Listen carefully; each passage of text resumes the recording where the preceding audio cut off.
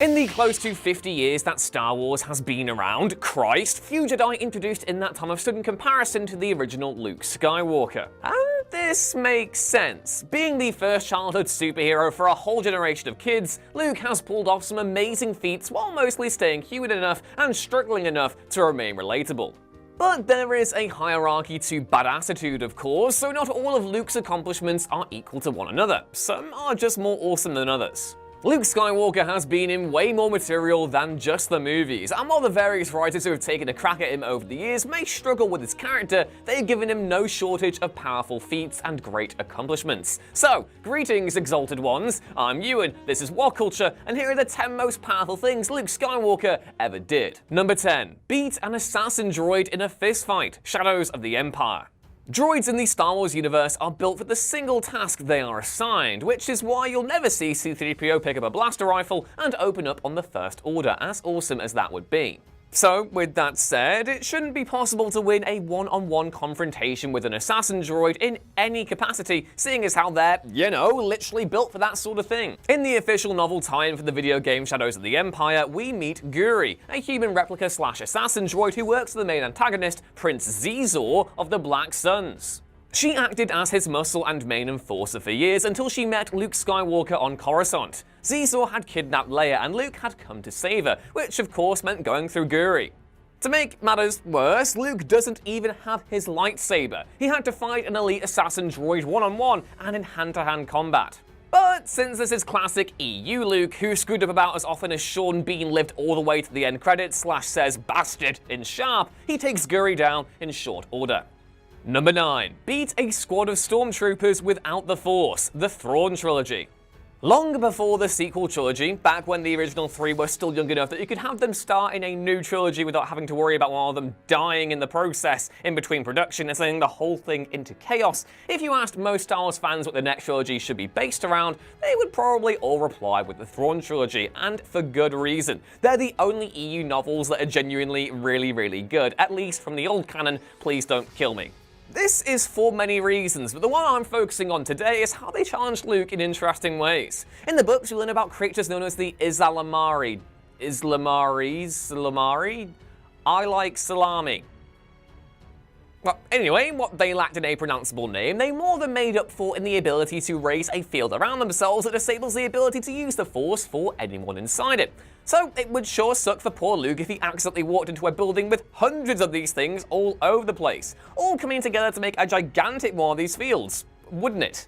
And just when Luke's day couldn't get worse, stormtroopers show up and, for the first time in years, Luke had to use his wit, skills, and training to circumnavigate his enemies without the Force to fall back on. Number 8. Defeated the Yuuzhan Vong, Star Wars New Jedi Order. With most Star Wars stories, the problem comes from strictly within the galaxy itself, and since galaxies tend to be pretty big places, writers have no issue working from that point. However, in the New Jedi Order series, we were introduced to a new villain from outside the galaxy, the Yuuzhan Vong, a pain-worshipping race of conquerors who were also completely immune to Force powers and unable to be sensed through the Force itself. Yep, needless to say, our heroes were kinda screwed. It got so bad that the Yuuzhan Vong even managed to chase Luke and pals off of Coruscant, taking it for themselves, and unfortunately, like the Old Republic before it, when you take Coruscant, you may as well just own the entire galaxy. But of course, Luke was not one to be defeated by something as simple as an enemy who can counter literally every trick up his sleeve. So, with the help of his friends, some crazy scheming, and a lot of luck, Luke managed to retake Coruscant by dueling the supreme overlord of the Yuuzhan Vong and chopping his head off while dual-wielding lightsabers. The old expanded universe was way too hyper-focused on making Luke effortlessly cool, but when they pulled it off, they did so with aplomb. Number 7. Escaped the Death Star twice, A New Hope and Return of the Jedi. Normally, just managing to escape the Empire's top-secret, heavily equipped elite military space station once wouldn't constitute a spot on a list of powerful feats. But when you do it twice, and the second time you're barely even noticed despite lugging the corpse of your dead cyborg father behind you, you're clearly not something to be messed with. The first time Luke ended up on the Death Star was kind of an accident. Older on, their original destination had already been blown to pieces, and the Death Star drew in the Falcon when they got too close. Luke and pals just barely managed to escape with Princess Leia, and even then, they lost Obi-Wan along the way. The second time he escaped the Death Star was after he had just wasted both Vader and the Emperor. And even if you put aside the fact that without their leader they're likely not getting paid, so why bother, the Death Star was minutes away from exploding again, so the staff on board had way bigger fish to fry than dealing with the space hippie dragging around cyborg James Earl Jones. Luke managed to get in and out of the most secure space station in the entire Galactic Empire twice. If that isn't a powerful feat, what is? Number 6. Outflew Darth Vader, A New Hope. I guess the downside to being rebuilt with a badass cyborg body is that it makes delicate actions like flying a spaceship a touch more difficult because your boss thought it would be funny to dress you up in big, bulky space samurai-esque armor that makes it harder to move like you used to. At least that's the explanation I used to justify why the best starfighter pilot of his time couldn't catch up to a farm boy hick who had never been in a dogfight his entire life. One has to imagine Luke running through the climax of A New Hope in his head after learning that Darth Vader was his father, the Republic's best fighter pilot, and wondering how the hell he survived that. Sure, Han made the save at the last moment, but Luke had to play dodge and play keep away with Vader for a while before that, and the film makes it utterly clear how close he came to biting it in that scene. Number 5. Defeated Darth Vader, Return of the Jedi. It's one thing to outfly Darth Vader when you have the Kessel Run guy on your side. It's quite another to fight him one-on-one while said Kessel Run guy is a frolicking about with Muppets in the woods. Especially when you consider how it went for Luke the last time he squared up with Vader with no backup. But of course, Vader laid out the difference between Luke in Empire and Luke in Return perfectly in that previous confrontation.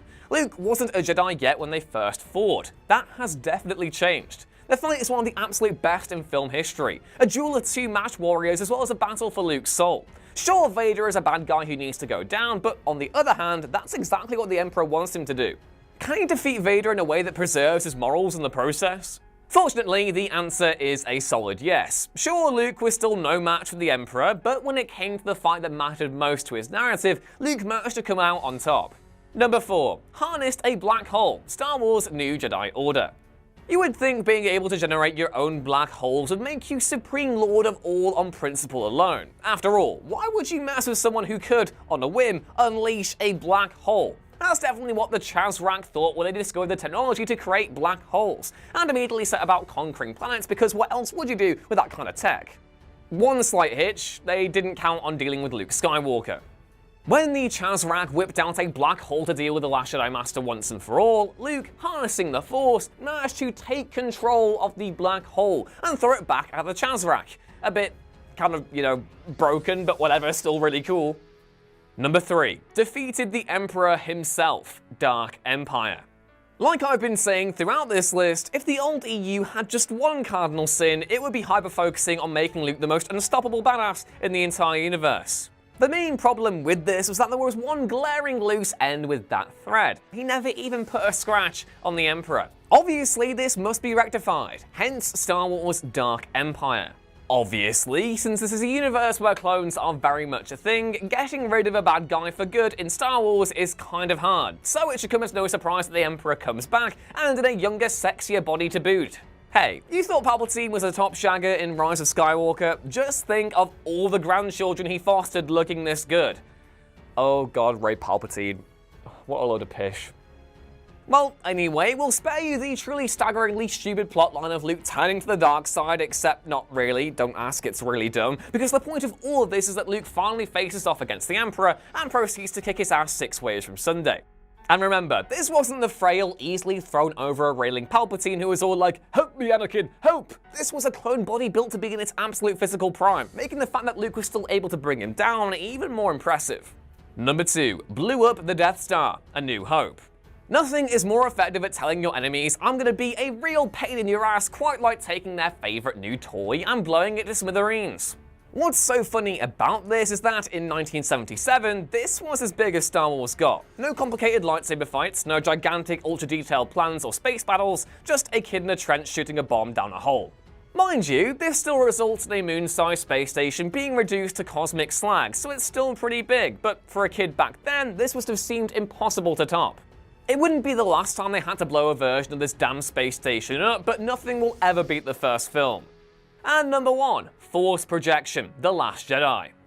While everything else on this list is impressive, all of it pales in comparison to what Luke pulled off in The Last Jedi. Yes, I like this film. No one cares that you hate it. Please find something better to do with your time. Please, just anything.